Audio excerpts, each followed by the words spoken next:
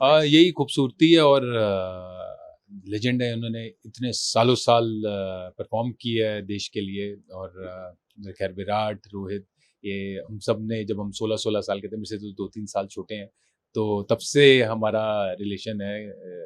और बड़ी खुशी है कि वो अभी तैयारी कर रहे हैं। रोहित ने हालांकि लॉर्ड्स में 100 मारा है, तो कमाल की सेंचुरी मारी है। और दिखाया है कि उनका बल्ला कैसे बोलता है। इतने सालों से दिखा ही रहे हैं। और जब थोड़ा टफ सिचुएशन भी आई तो उन्होंने अपने बल्ले से जवाब दिया। और विराट की जितनी तारीफ करे उतनी कम है। इतना अपने आप को फिट रखना, इतना अच्छा परफॉर्म करना, एंड आई एम श्योर कि वो दोनों वर्ल्ड कप में बहुत वैल्यू ऐड करेंगे और टीम को जिताएंगे। और बिल्कुल, वो तो बहुत शानदार बैटिंग कर रहे हैं। और बहुत बड़ी बात है कि 15 साल या 16 साल की उम्र में इंटरनेशनल पहले पहुंच रहे हैं, अपने आप में बड़ी बात है। आईपीएल भी जब खेल रहे थे, लेकिन जिस तरीके से वो मारते हैं चौके छक्के, वो गजब की बात है।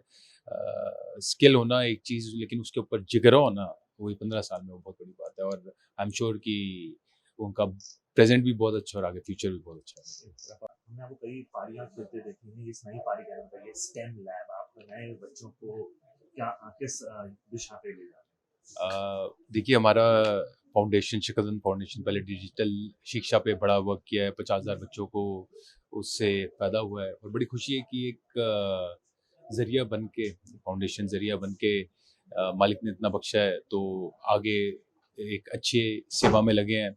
और stem lab, it's science, technology, engineering, mathematics thing, and उससे बच्चों को प्रैक्टिकली फ़ायदा होगा। चीज़ें सीखेंगे कि कैसे टेक्नोलॉजी में या इंजीनियरिंग में कैसे अपने आप को बेहतर करना है। एंड वो एक और, जैसे एक चीज़ ग्रो हो रही होती है उसके साथ ये एड ऑन होते रहते हैं, तो एक और हमारा अलग क्या कहते हैं, कॉन्सेप्ट तैयार हो गया है। हैं?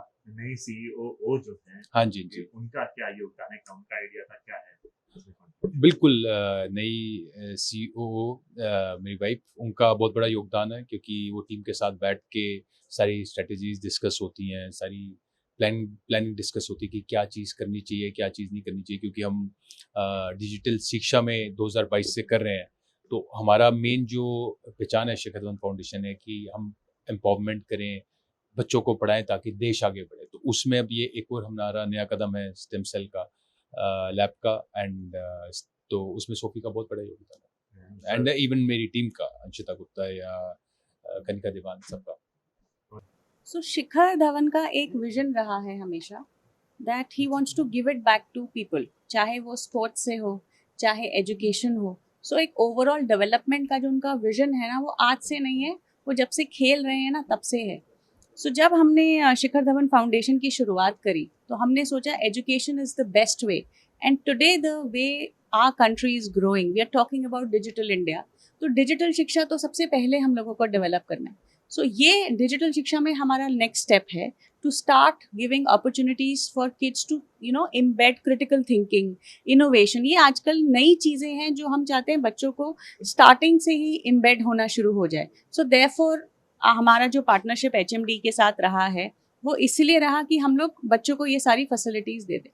दूसरा, दिल्ली गवर्नमेंट और हमारा विजन काफ़ी अलाइंड है, सिर्फ एजुकेशन में नहीं, स्पोर्ट्स में भी। अगर आप लोगों ने देखा होगा, रेखा गुप्ता जी ने अभी थोड़े दिन पहले ही बोला था कि हम दिल्ली को स्पोर्ट्स कैपिटल ऑफ इंडिया बनाना चाहते हैं। और हम as a sports organisation, we also think sports has a lot of merit, and we as a country is are moving towards sports. देखिए ना, like we are looking for Commonwealth, we are aiming for the Olympics.